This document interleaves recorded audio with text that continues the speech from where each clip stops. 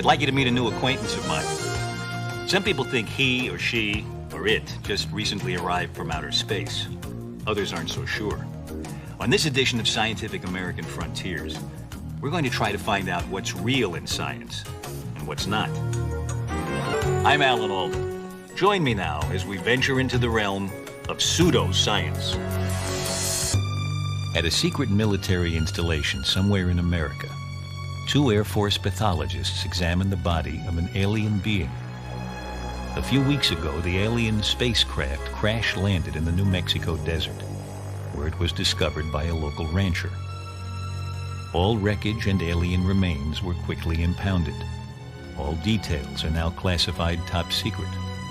An Air Force cameraman has been called in to document the autopsy of one of the aliens. It's an event of the utmost importance. The first evidence of a visit to Earth of beings from another world. The alien is clearly advanced. It no longer needs large teeth to eat. The size of the skull indicates a highly developed brain. And the eyes appear to be protected from space rays by special contact lenses. It is 1947. To avoid public panic, the government suppresses all word of this historic event. But Scientific American Frontiers managed to acquire a copy of the film. Well, all right, disregard everything I just said. Actually, we faked the whole thing in a Hollywood special effects house run by Steve Johnson, who played the other pathologist in the autopsy. Thanks. Good to get out of that. You're telling me. Got a few new wrinkles on our faces. This is the alien autopsy film that we were mimicking. First shown on TV in the early 90s, it was accompanied by the same kind of claims we just made for our alien. To special effects people like Steve, it's an obvious hoax, and not a very good one. It looks more like a tailor's dummy with no apparent structure like a skeleton to hold it up. Somehow, the cameraman never manages to get the close-ups in focus.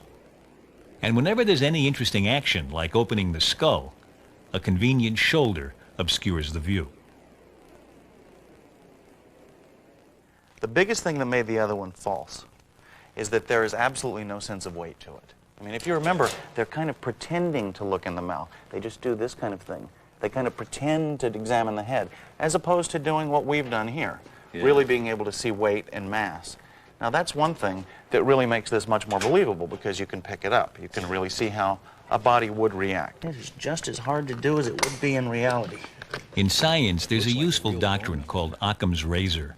It says the simplest explanation is probably the right one.